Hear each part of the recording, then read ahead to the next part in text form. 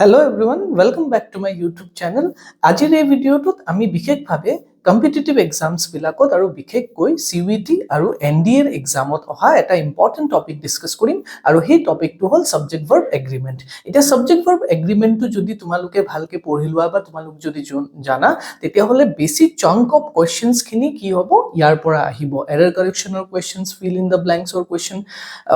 Choose the correct answer or questions, এই গোটেইখিনি তোমালোকে সাবজেক্ট ভাৰ্ব এগ্ৰিমেন্টৰ পৰা কৰিব পাৰিবা বা ম্যাচ দা ফলোইং অৰ কোৱেশ্চনছও কৰিব পাৰিবা। তো বেছি দেৰি নকৰাকে আহাচোন আমি শিকি লওঁ।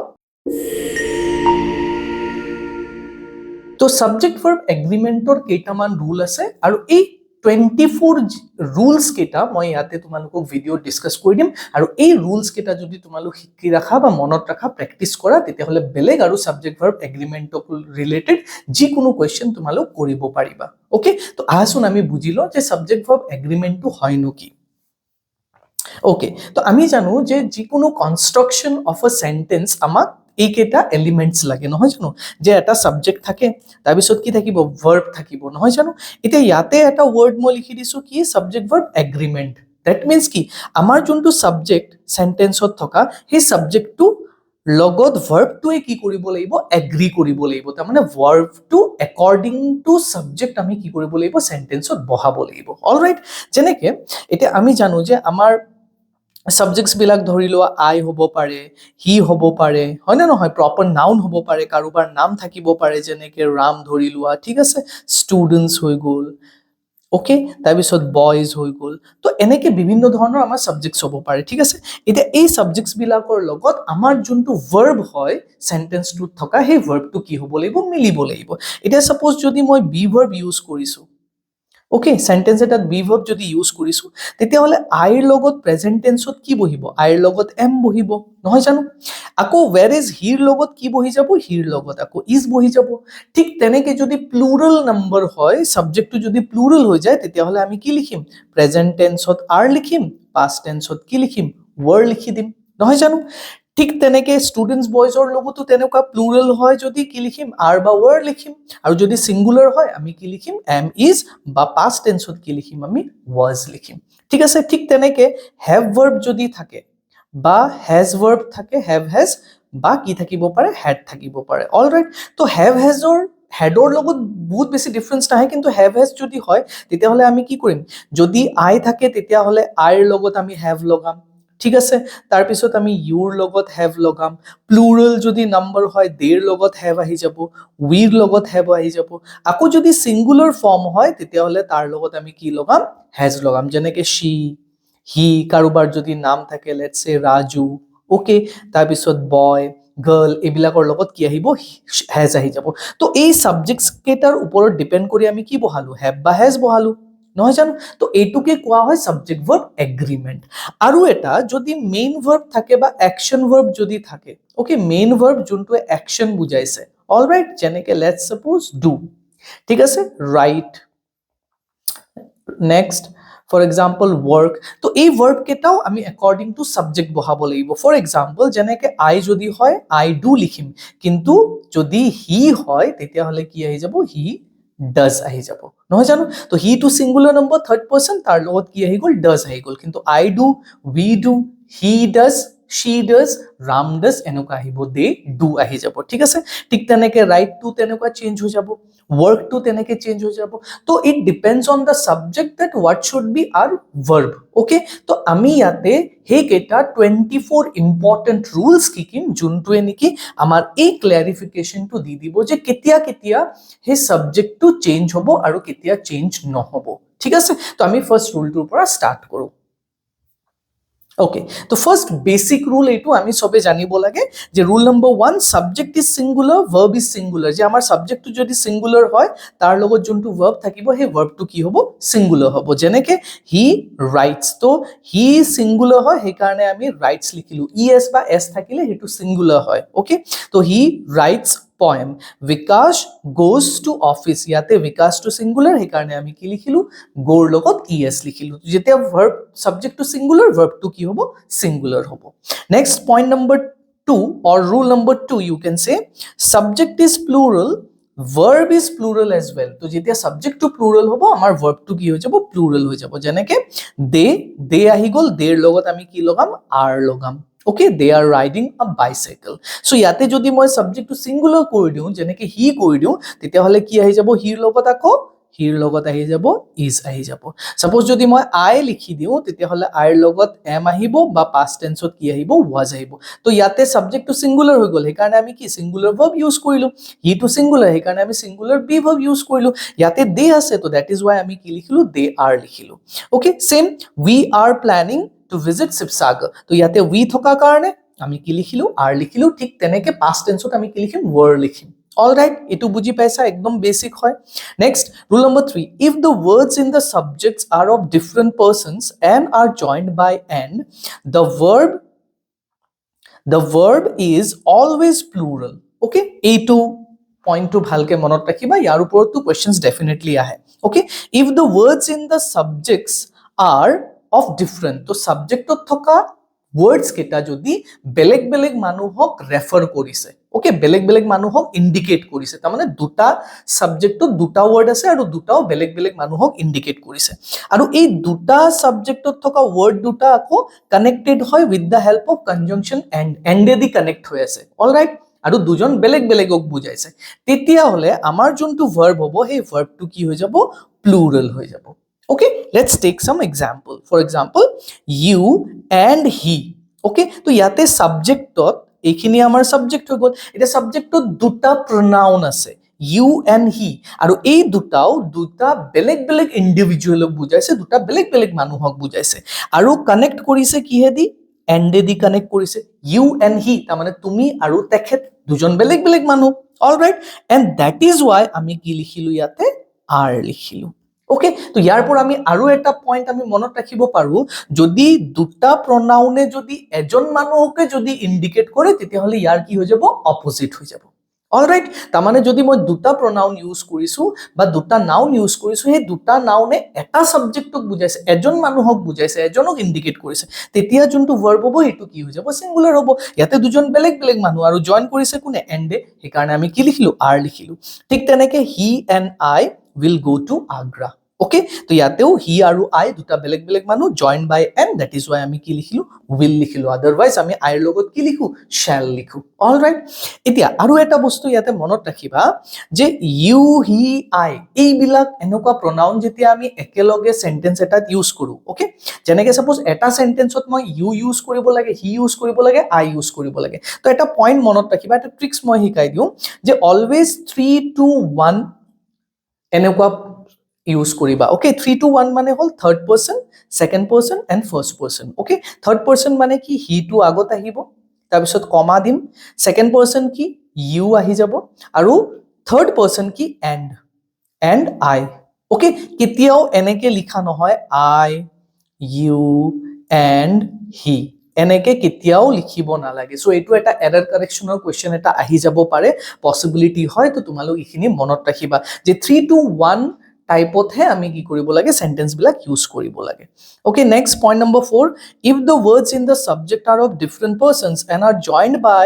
or nor the verb agrees in person with the word nearest to it okay ei point to mon diba jodi subject ot thoka words keta ঠিক আছে are of different persons beleg beleg manuhok bujaise jeneke olop agote ami paisilu same etu point to tenoka koise je beleg beleg manuhok indicate kori ase ঠিক আছে subject ot thoka words keta and are joined by or nor aru ihotok join kune korise or ba nor word e korise ঠিক আছে তেতিয়া হলে amar juntu verb hobo that verb agrees to the subject nearest to the verb to juntu verbor usorot thakibo subject tar logothe verb to ki koribo agree koribo ঠিক আছে for example jeneke etu swa either you or I yate duta ase subject tot word you and I okay to aru join kune korise or e korise etia juntu usoror verbor usorot thoka subject hoy ami tar accordingly ki boham be verb boham and that is why yate be verb ki bohise am bohise okay yate ki ase you you আছে আইও আছে তো আমি কি লিখিব পাৰিলো হয় R লিখিব পাৰিলো হয় তে আৰ কিয় নিলিখিম আমি প্লুৰাল কিয় নিলিখো কাৰণ ইয়াতে এন নাই ইয়াতে অৰ আছে তো এন থাকিলে আমি প্লুৰাল লিখিলো হয় আৰ লিখিলো হয় ৱৰ লিখিলো হয় কিন্তু ইয়াতে যেহেতু অৰে দি কানেক্ট কৰিছে বা নৰে দি যদি কানেক্ট হয় তেতিয়া হলে যোনটো ওচৰৰ সাবজেক্ট হ'ব যেনেকৈ ইয়াতে ওচৰৰ সাবজেক্ট কি আই তো আইৰ একৰ্ডিংলি আমি কি বহালো ইয়াতে এম বহালো এই পইণ্টটো মনত ৰাখিবা ঠিক তেনেকৈ আৰু এটা এক্সাম্পল চাও আইদাৰ আই অৰ ইউ আৰ টু ব্লেম তো ইয়াতে আই আহিল আৰু ইউ আহিল জয়েন কৰিছে আকৌ অৰ কিন্তু এইবাৰ চাবা এইবাৰ ইউ টু আৰৰ ওচৰত আছে হয়নে গতিকে আমি ইউৰ একৰ্ডিংলি কি বহালো ইয়াতে আৰ বহালো ইয়াৰ আগৰটোত আইৰ একৰ্ডিংলি কি বহাইছিলো এম বহাইছিলো ওকে তো অৰ বা নৰ থাকিলে মনত ৰাখিবা যোনটো নিয়াৰেষ্ট সাবজেক্ট হয় নিয়াৰেষ্ট ৱৰ্ড হয় সেই ৱৰ্ডৰ একৰ্ডিংলি হে আমি কি বহাব লাগিব সাবজেক্টটো বহাব লাগিব alright next Rule number 5, let us always takes a verb as the subject you takes. তো যদি কোনো এটা sentence let us এদি start হয়, okay? If a sentence begins with the phrase let us, okay? তো let us or লগত থকা verb টো আমি you লগত যোনটো verb use কৰো বা যেনেকুৱা verb use কৰো আমি তেনেকে লিখিম যেনেকে for example you লগত আমি present tense ত কি লিখো are লিখো always singular plural both cases past tense ত কি হ'ব were হ'ব নহয় জানো তাৰ পিছত আমি যদি have has verb লগাব লাগে আমি কি লগাও your লগত have লগাও ঠিক আছে do verb যদি লগাব লাগে আমি কি লগাও do লগাও does কেতিয়াও ইউজ নহয় ঠিক আছে ঠিক তেনেকে যদি মই action verb যদি লগাব লাগে তেতিয়া হলে মই কি লিখিম study লিখিম always present tense ত নহয় জানো স্টাডিজ কেতিয়াও নিলিখো তো ইউৰ লগত যোনটো ভাৰ্ব ইউজ হ'ব ঠিক হেতু ভাৰ্বে আমি let us অৰ লগতো কি কৰিব লাগিব ইউজ কৰিব লাগিব ওকে ফৰ এক্সাম্পল চোৱা let us go out for a bath okay তো ইয়াতে আমি go to কি কৰিলো ইউৰ একৰ্ডিংলি তাৰ মানে es লগাব না লাগে প্ৰেজেন্ট ইনডিফিনিটত আছে তো আমি কি লিখিলো go লিখিলো let them pass the night here ইয়াতে let লিখিলো ঠিক আছে ইয়াতে pass টো আমি কি কৰিছো যেনেকে ইউৰ লগত ইউজ কৰো তেনেকে ইউজ কৰিছো ঠিক আছে তো লেটাৰ্সত অলৱেজ কি কৰিবা ইউৰ লগত যোনটো ভাৰ্ব যেনেকে আমি লিখো তেনেকুৱা ভাৰ্বে ইউজ কৰিবা যদি was আৰু আৰৰ মাজত লিখিব লাগে আমি অলৱেজ আৰৰ লগত যাম have has ৰ মাজত যদি ডিসাইড কৰিব লাগে আমি have ৰ লগত যাম alright next If two words in the subject are joined by as well as the verb agrees in person with the first word okay very careful now if two words in the subjects are joined by as well as যদি সাবজেক্টত দুটা words ক connect কৰিছো আমি as well as এ দি ঠিক আছে তেতিয়া হলে যোনটো word ফাৰ্স্টত থাকিব সাবজেক্টৰ আগত থাকিব দুটা ওয়াৰ্ডৰ মাজত যোনটো ফাৰ্স্টত আহিব হে তাৰ একৰ্ডিংলি হে আমি কি কৰিম ভাৰ্বটোক এগ্ৰি কৰিব লাগিব ওকে ভাৰ্বটো আমি তাৰ একৰ্ডিংলি হে বহাম যেনেকে ফৰ এক্সাম্পল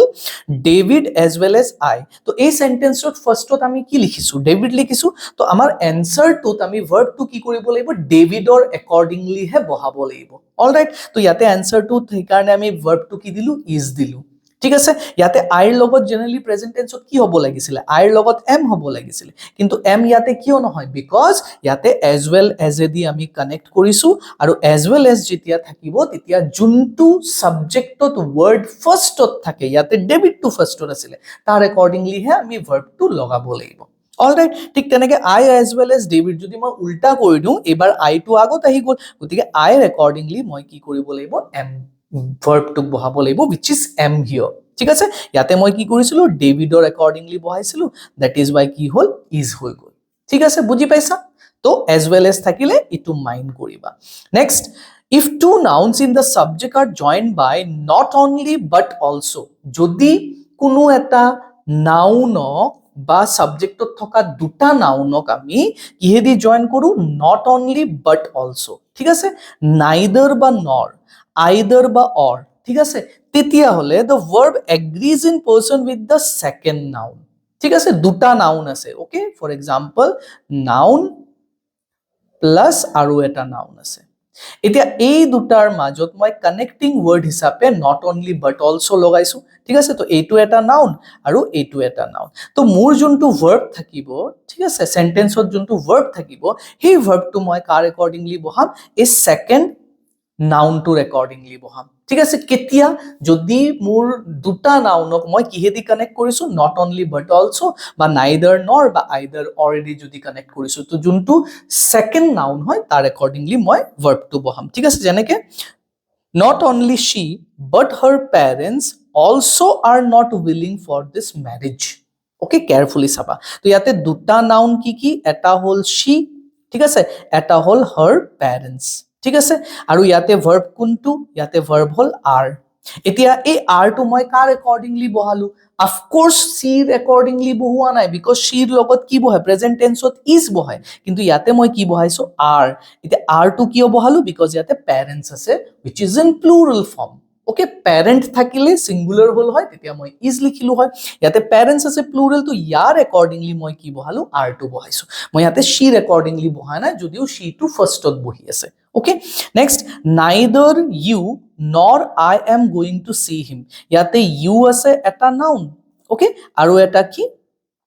I আছে pronoun use হৈছে actually তো subject ত দুটা word আছে ইয়াতে জয়েন কৰিছো মই কিহে দি neither আৰু nor এ দি জয়েন কৰিছো তো মোৰ যোনটো verb হ'ব হেতু কি হ'ব second noun বা pronoun or accordingly বহাম তো second noun বা pronoun কি ইয়াতে I তো I accordingly কি হ'ব sentence টোত am বহিব সেই কাৰণে am বহালো মই your accordingly are বহুৱা নাই okay তো এইটো মনত ৰাখিবা কেতিয়াবা এনেকুৱা questions আহি যায় আৰু competitive exams বিলাকত এনেকুৱা points jiketa points মই ইয়াতে কভাৰ কৰিছো তাৰ ওপৰত 100% question আহিবই তো এই 24 যদি rules তোমালোক শিকি গৈছা ভালকে তেতিয়াহলে definitely তোমালোকে all questions on such type of questions you will be able to answer them okay next question number rule number 8 if two singular nouns are joined with and but before them there is each or every etc then it takes a singular verb okay তো carefully অকমান মন দিবা এটুত যে দুটা singular noun আছে okay noun আছে দুটা sentence টুত আৰু নাউন দুটা কি হ'ব লাগিব সিঙ্গুলাৰ হ'ব লাগিব ঠিক আছে আৰু ইহতক জয়েন কোনে কৰিছে এন্ড দি জয়েন কৰা হৈছে okay কিন্তু আকৌ সেন্টেন্স টুত আকৌ কি আছে each and every আছে okay যদি সেন্টেন্স টুত কি থাকে each and every থাকে সাবা দুটা সিঙ্গুলার নাউন জয়েন কোনে কৰিছে এন্ডে কৰিছে তো আমি কি লিখিম আর লিখিম অফ কোর্স আমি অলরেডি পাই আহিছো এটো পয়েন্ট নহয় জানো কিন্তু ইয়াতে কি বুলি কৈছে যে নাউন দুটা সিঙ্গুলার হয় জয়েন কৰিছে এন্ডে কিন্তু ইহতৰ লগত আকৌ কি বহি আছে each and every বহি আছে তো তেতিয়া যোনটো মোৰ verb হ'ব সেই verbটো কেতিয়াও প্লুৰাল নহয় কেতিয়াও অলৱেজ কি হ'ব সিঙ্গুলার হ'ব এতিয়া এটা রুল আমি পাইছিলো যে দুটা নাউন ঠিক আছে নাউন এটা আছে তাৰ লগত মই কি লগাইছো এন্ড লগাইছো আৰু এটা নাউন আছে তো এইটো কম্বিনেশন যদি থাকে তেতিয়া হলে আমাৰ ভাৰ্বটো কি হ'ব অলৱেজ প্লুৰাল হ'ব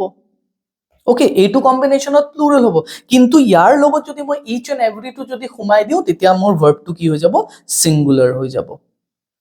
ওকে যেনেকে এইটো সেন্টেন্সত এক্সাম্পল ইয়াতে দিয়া আছে সোয়া each officer and each manager is invited ইয়াতে অফিসার আছে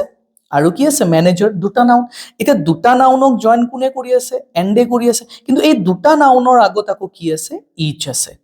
okay that is why ইয়াতে কি লিখিলো আমাৰ যোনটো verb এটো singular হৈ গল the duty of every girl and every boy is to respect their parents okay তো ইয়াতে girl আছে আৰু boy আছে আৰু এই দুটাৰ আগতে কি আছে every আছে all right তো ইয়াৰ লগত মই কি লগাম singular noun which is ইয়াতে all right বুজি পাইছা next rule number 9 if two singular nouns are joined with and to express something about a person thing or expression then singular verb is used a point to monot rakhiba duta singular noun use hoise sentence eta okay joined with and kune join korise and they join korise again and ahi gol but they express about something about a person কোনোবা এটা মানুহৰ কিবা এটা বস্তু express কৰিছে thing or expression then singular verb is use তো যেতিয়া এটা দুটা সিঙ্গুলার নাউনে মিলি এটা বস্তু ইন্ডিকেট কৰিছে বা এটা পয়েন্ট কব খুজিছে বা এটা কোনো মানুহৰ এটা বস্তু এক্সপ্ৰেস কৰিব বিচাৰিছে তেতিয়া তাৰ নাউনটো কি হৈ যাব ভাৰ্বটো কি হ'ব সিঙ্গুলাৰ হ'ব অলৰাইট কেনেকে এতিয়া মই এক্সাম্পল দিছো খুব ধুনিয়াকে বুজি লবা এটো কিন্তু এক্সামত আহে bread and butter is my favorite ইয়াতে bread আছে আৰু butter আছে এই দুটা কি হয় নাউন হয় প্লাস দুটা নাউন কি হয় সিঙ্গুলার নহয় জানো এটো সিঙ্গুলার all right join কোনে কৰিছে and কৰিছে so according to previous rule that we have already studied year accordingly কি হ'ব লাগিছিল ইয়াতে are হ'ব লাগিছিল ওকে তো ইয়াতে আর নবহি ইজ কিয় বহিল সিঙ্গুলার নাও ভার্ব কিয় হল এই কারণে হল because bread and butter are signifying to a single food bread and বাটারক এটা সিঙ্গল ফুড বুলি ভাবা হয় এটা বস্তু বুলি ভাবা হয় ঠিক আছে এটা ফুড বুলি ধৰি লোৱা হৈছে এন্ড দ্যাট ইজ ওয়াই ইয়াতে কি ইউজ হৈছে ইজ ইউজ হৈছে এইটো হল পইণ্ট ঠিক আছে তো দুটা সিঙ্গুলার নাউন যদি এটা বস্তুক ইন্ডিকেট কৰিছে এটা মানুহক ইন্ডিকেট কৰিছে বা এটা আইডিয়াক ইন্ডিকেট কৰি আছে তেতিয়া আমাৰ ভার্বটো অলওয়েজ কি হ'ব ইজ হ'ব যেনেকে হর্স এন্ড ক্যারিজ মিলি কার্ট হয় ইয়াতে একচুয়ালি এই দুটা মিলি কিহৰ কথা কৈছে কাৰ্টৰ কথা কৈছে so when we talk about horse and carriage we actually can visualize that we are talking about a cart মানে a cart pulled by a horse so that is why it reflects it shows us a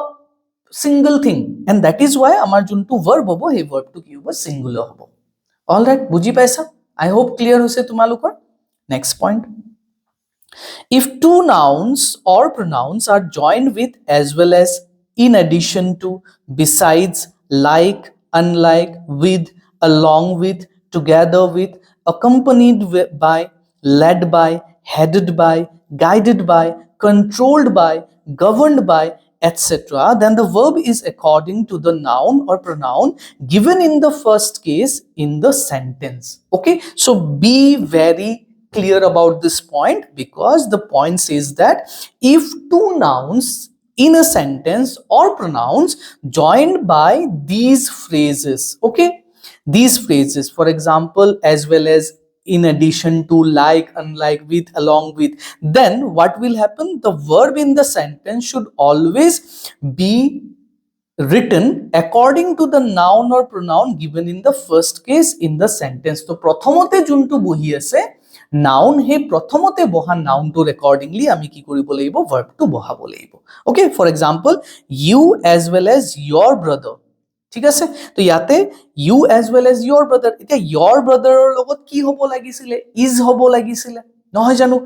কিন্তু ইয়াতে U আছে আৰু join কোনে কৰিছে as well as তো as well as থকাৰ লগে লগে আমি ফাৰ্স্ট নাউনটোকহে কাউন্ট কৰিম ফাৰ্স্ট নাউনটোৰ একৰ্ডিংলি হে আমি কি বহাম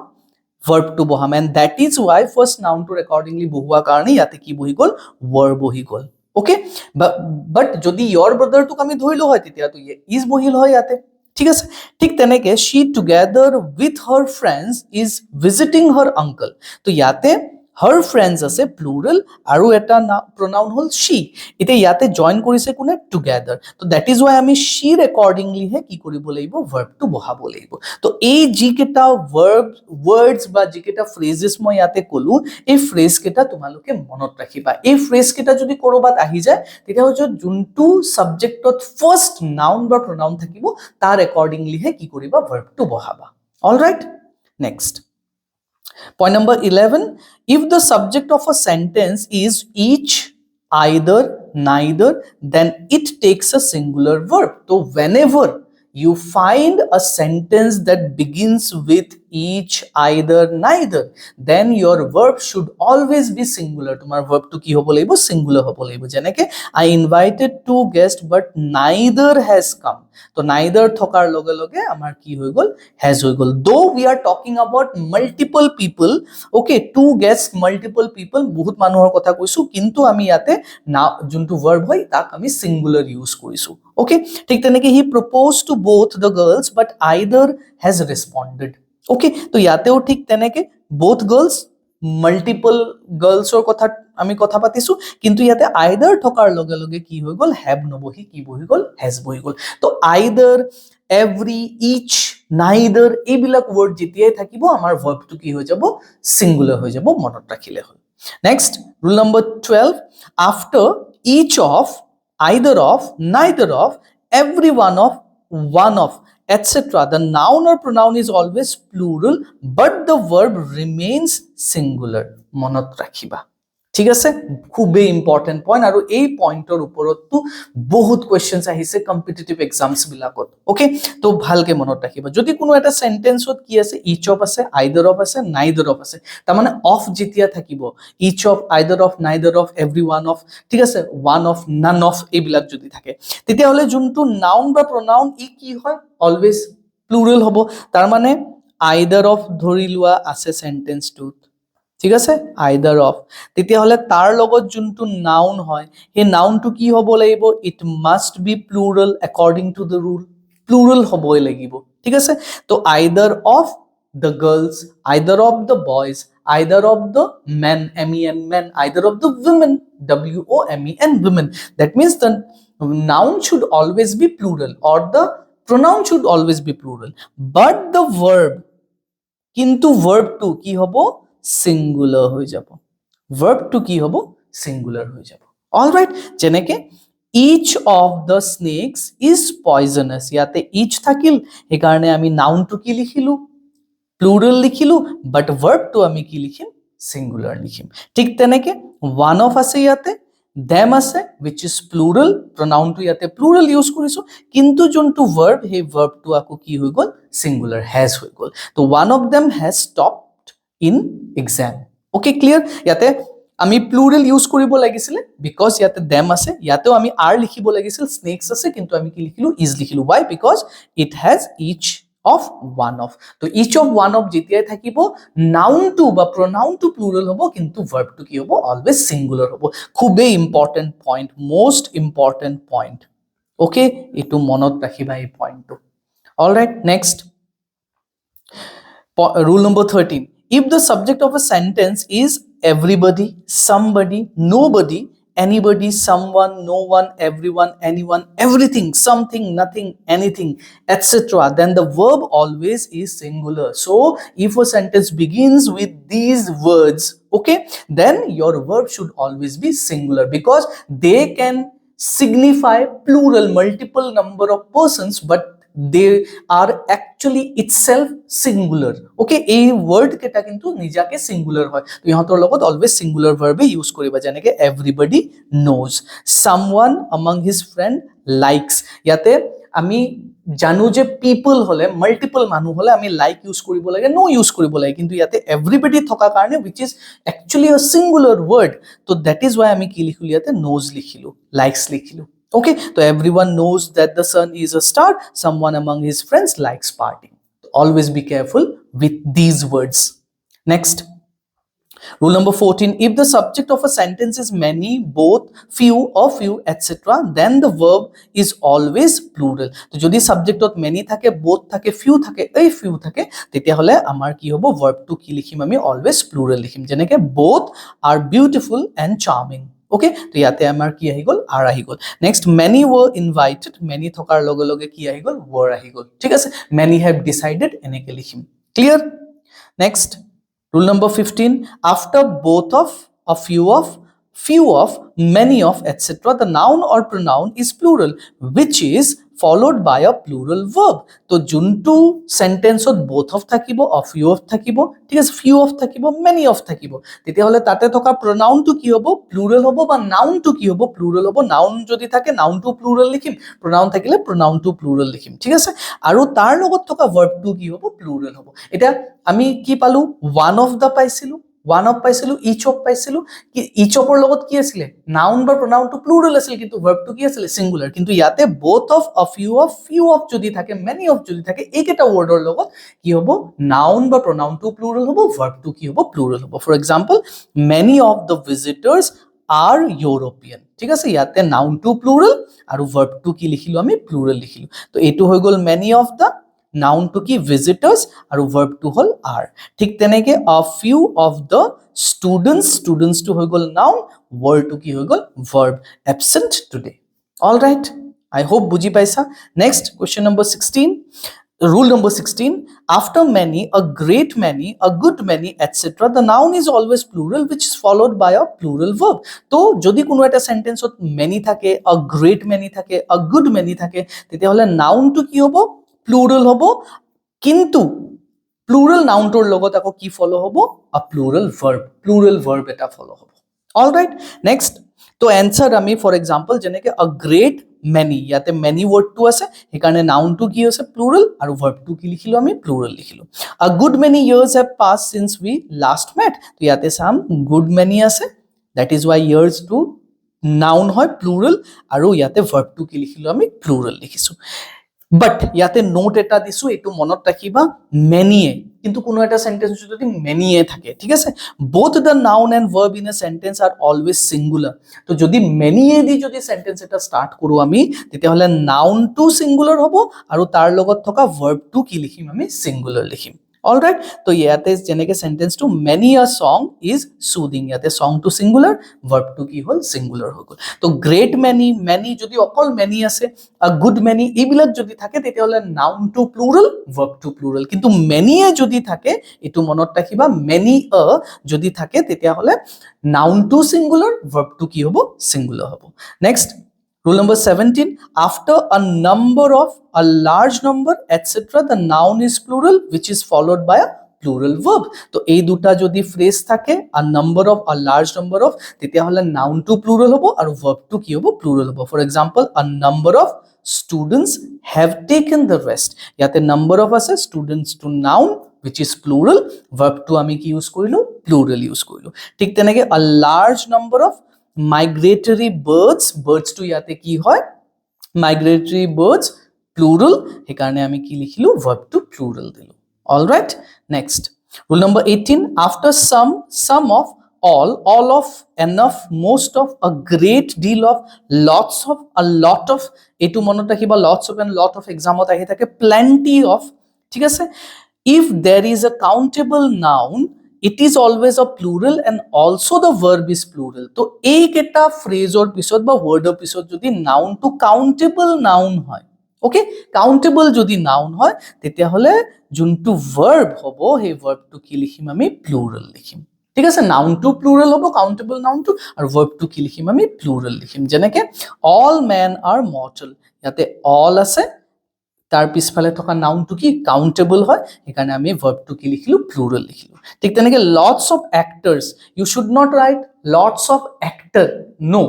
lots of actors lots or লগত actors আহি যাব some of actors some actors all of the actors enough of the biscuits okay enough of the mistakes enough of the evidence এনেকে আমি কম তো যোনটো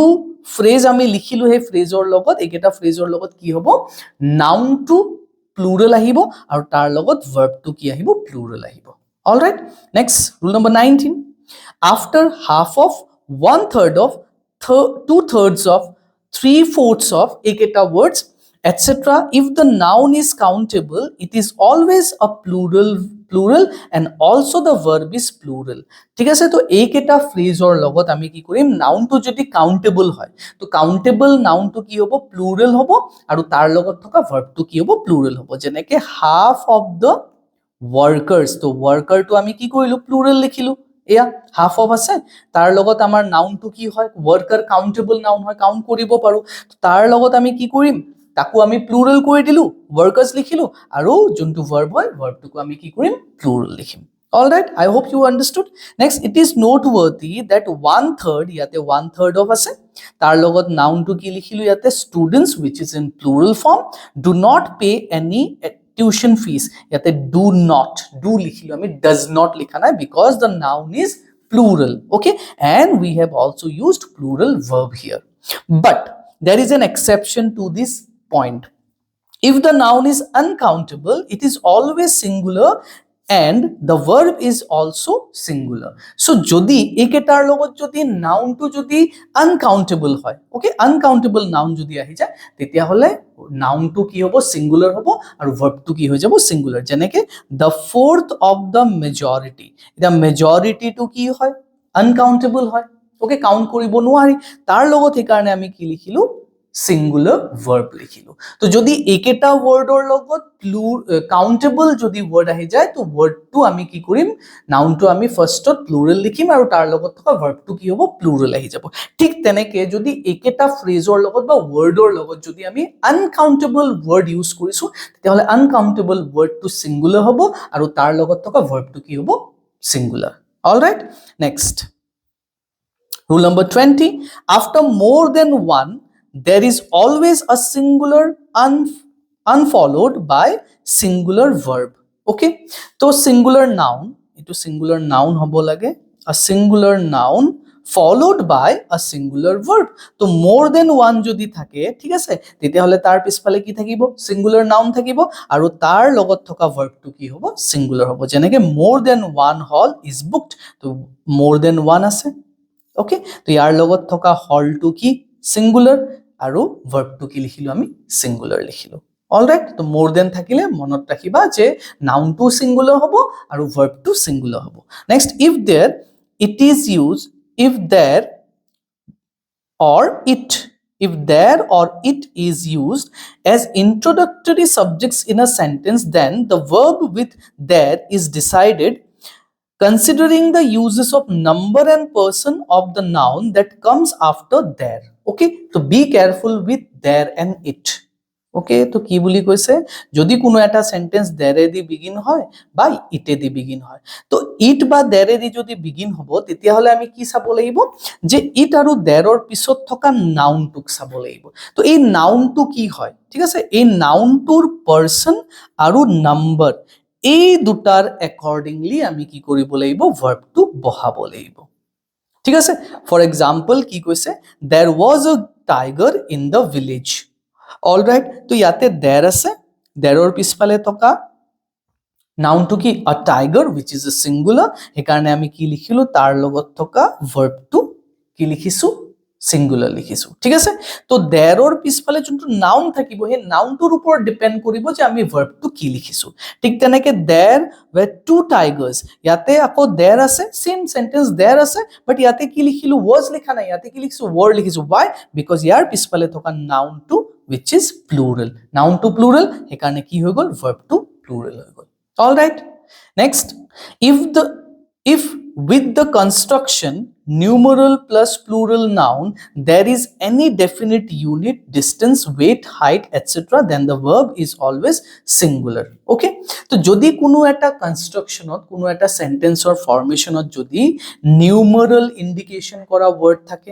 plural noun থাকে ঠিক আছে বা ইউনিটক বুজোৱা কোনো ওয়াৰ্ড থাকে ডিসটেন্সক বুজোৱা কোনো ওয়াৰ্ড থাকে ওয়েট বুজোৱা বা হাইট বুজোৱা যদি কোনো এটা ওয়াৰ্ড থাকে তেতিয়া হলে আমাৰ যোনটো ভার্ব হ'ব সেই ভার্বটো অলওয়েজ কি হ'ব সিঙ্গুলার হ'ব যেনেকে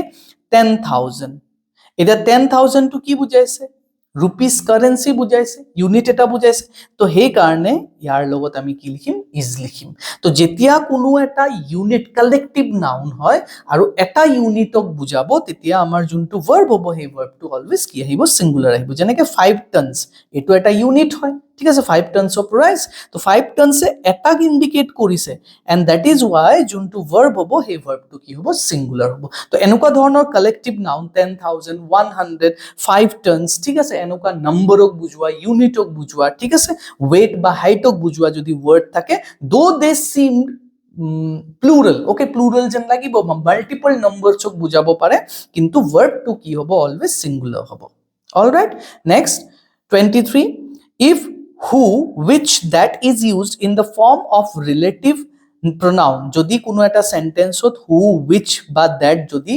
relative pronoun হিসাবে ইউজ হৈছে then the verb to follow depends on the number and person of its antecedent okay তো যদি কোনো এটা সেন্টেন্সত who which যদি আছে আৰু যদি ইহত ৰিলেটিভ pronoun হিচাপে ইউজ হৈছে কোনো এটা নাউনক ইন্ডিকেট কৰিব কাৰণে ইউজ হৈছে তো যোনটো নাউনক ই ইন্ডিকেট কৰি আছে হে নাউনৰ নম্বৰ আৰু পাৰ্সনৰ accordingly আমি কি কৰিব লাগিব verb বহাব লাগিব antecedent মানে হল যোনটো ইয়াৰ আগত বহিছে who বা whatৰ আগত থকা যোনটো নাউন হয় হে নাউনৰ accordingly আমি verb টো বহাব লাগিব for example I who am a doctor practice here ইয়াতে সাবা who আছে এটা whoৰ আগত থকা নাউন টো কি বা pronoun টো কি I ইয়াতে I pronoun ইউজ হৈছে তো আমি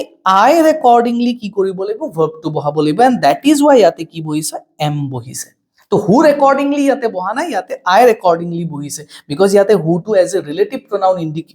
use হৈছে that means who to I took refer কৰি আছে ultimately sentence to next the man হ'ব লাগে ইয়াতে the man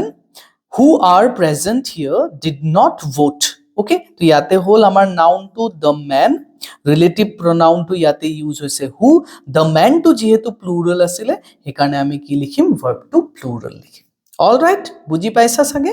next last point amar etu khub mon diba if certain expressions like unfulfilled wish condition desire in the present state is to be brought into expression with the use of if, as though, I wish, it is time, it is high time, etc., along with which to be used, then only it is verb form is used, provided whatever be the number and person of the subject. Okay, তো যেতিয়া আমি unfulfilled desire use কৰো, unfulfilled মানে কি কেতিয়াও সম্পূৰ্ণ নোহোৱা বা কোনো এটা আশা যোনটো পুৰা হোৱা নাই, কোনো এনেকুৱা এটা কথা যোনটো সঁচা নহয়, তেনেকুৱা এটা কথা যদি মই এক্সপ্ৰেছ কৰি আছো, তেতিয়া হলে সেই সেন্টেন্সটো মই কিহে দি এক্সপ্ৰেছ কৰিম? ইফ দি এক্সপ্ৰেছ কৰিম বা এজ ইফ দি এক্সপ্ৰেছ কৰিম, এজ দো লগাম, আই উইশ লগাম, ইট ইজ টাইম লিখিম, ইট ইজ হাই টাইম লিখিম, এইকেইটা ফ্ৰেজ। আল্টিমেটলি তোমালোকে খালি এইকেইটা ৱৰ্ড মনত ৰাখিবা, ইফ,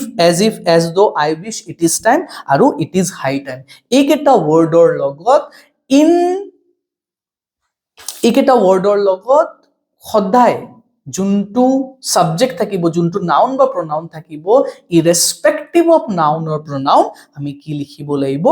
ৱৰ লিখিব লাগিব। ৱৰ ইজ অলৱেজ ইউজড। ওকে, সদায় ৱৰ ইউজ হ'ব। তাৰমানে ইফ যদি আছে সেন্টেন্সটোত আৰু সাবজেক্ট যিয়ে নহওক, সিঙ্গুলাৰ হোক, প্লুৰাল হোক, ডাজন্ট মেটাৰ, সবৰ লগতে কি ইউজ হ'ব? ৱৰ ইউজ হ'ব। যেনেকে আই উইশ, ইয়াতে আই আছে, উইশ আছে, I wish I were an angel. Generally I লগত কি ইউজ হয়? was ইউজ হয়, কিন্তু ইয়াতে কি লিখিলো? were লিখিলো। why? because ইয়াতে যোনটো সেন্টেন্স মই কৈ আছো, এই সেন্টেন্সটো unfulfilled desire বা imaginary action এটাক বুজাই আছে। অলৰাইট, তো imaginary হ'ব লাগিব, unfulfilled হ'ব লাগিব। যেনেকে I wish I were an angel। next, if I were you, ইয়াতে I আছে, that is why কি লিখিলো? were লিখিলো, প্লাস কি আছে? if আছে। Again, conditional sentence, if I were you, I would request the workers to complete the work itself. Okay, তো যদি মই তোমাৰ ঠাইত থাকিলো হয়, মইতো তোমাৰ ঠাইত থাকিব নোৱাৰো, মই তুমি হ'বই নোৱাৰো, ইম্পসিবল কথা, imaginary completely, and that is why ইয়াতে কি লিখিলো? আইৰ লগত was নিলিখি কি লিখিছো? were লিখিছো। তো আনফুলফিল্ড ডিজায়াৰ ইমাজিনাৰী একশনৰ লগত অলৱেজ কি হ'ব? ইৰেসপেক্টিভ অফ দ্য সাবজেক্ট, সাবজেক্ট যিয়ে নহওক, হি হ'ব পাৰে, আই হ'ব পাৰে, শি হ'ব পাৰে, কাৰোবাৰ নাম হ'ব পাৰে, আমি সবৰ লগতে কি লগাম? were লগাম, which is always correct. Okay, তো এই পইণ্টটো মনত ৰাখা। ইয়াৰ ওপৰত কিন্তু again question আহি যাব পাৰে। So again, one of the most important point, this is rule number 24. You must remember this. ঠিক আছে, তো এইকেইটা আছিলে all the 24 rules of subject verb agreement, which is very very important, and I have sorted it out. যিমান কেইটা rules মই তোমালোকক কলো, all are important, আৰু এইকেইটা যদি তোমালোক ভালকে চাই যোৱা, any question on it, subject verb agreement or ওপৰত any questions তোমালোক solve কৰিব পাৰিবা, I am 100% sure. Okay, মই কেইটামান তোমালোকক practice questions কেইদিনমান পিছত কৰাই দিম। তোমালোকে প্লিজ মোৰ চেনেলটো শ্বেয়াৰ কৰিবা, সাবস্ক্ৰাইব কৰিবা, আৰু যিবিলাকে CUET আৰু NDA প্ৰিপাৰেচন কৰি আছে, কাইণ্ডলি তেওঁলোকৰ লগতো এই ভিডিঅ'টো শ্বেয়াৰ কৰি দিবা। So thank you very much again for watching my video. Thank you.